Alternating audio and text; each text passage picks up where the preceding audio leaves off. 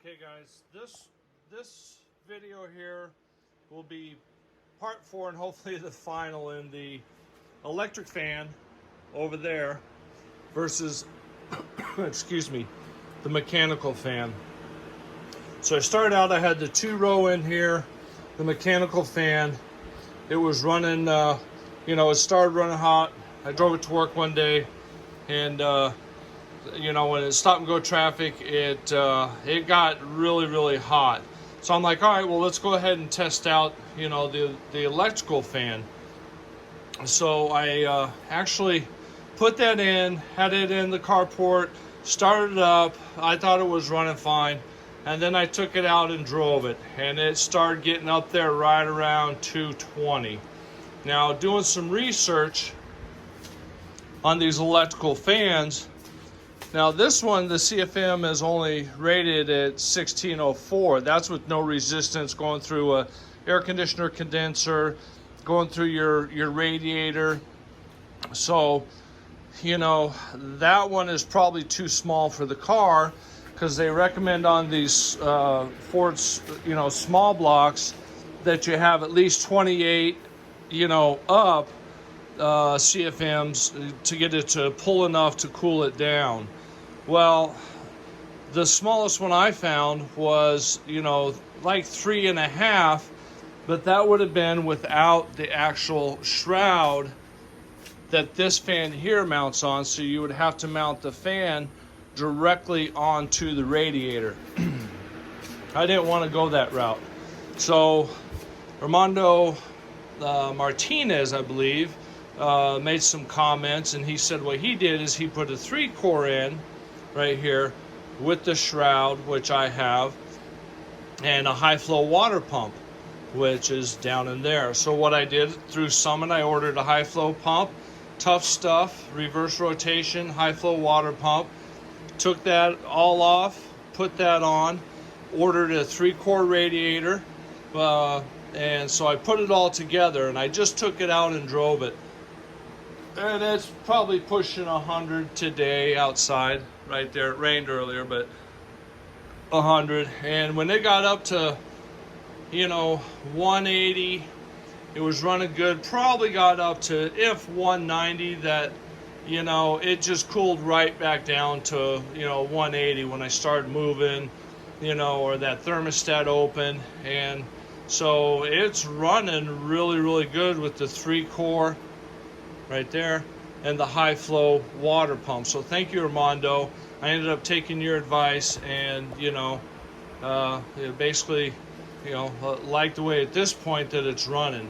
Now for my 5.0, that radiator's for the conversion right there, and they run between 219 and 300 depending on where you get it from. The high flow water pump, got it through Summit, it was $75. So I just went ahead and went that route.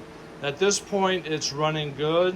One thing that I would recommend strongly is that when I took it to the shop that specializes in Mustangs, I said, well, while you have it there, go ahead and time it.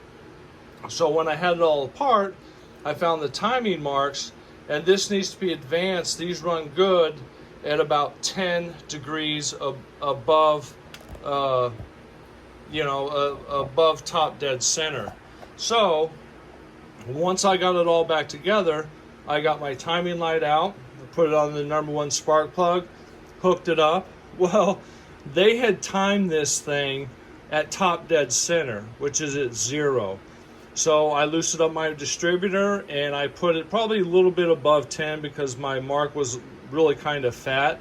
And, and then screw the distributor down, and it seems to run a little bit better. And, I don't know if that was part of my overheating problems, before, but I already had the new radiator, put it all in, so I'm obviously not going to return this.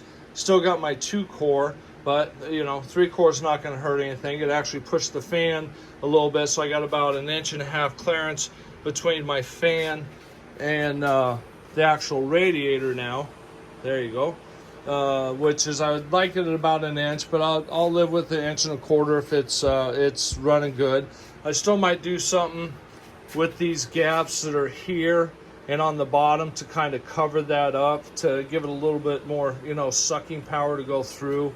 So this will be part 4, and at this point probably the final installment of this, electric fan versus a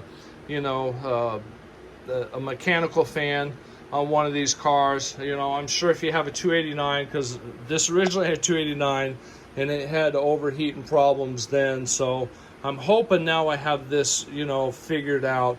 I thought about a 4-core radiator, but it really wasn't going to give me much more as far as tube wise. The tubes were like 0.63. These are 0.75 times 3.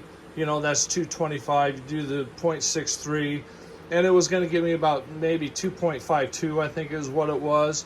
So I didn't see the benefit of going with the 4-core as much as I drive it. So whatever you guys can take from this, that's great.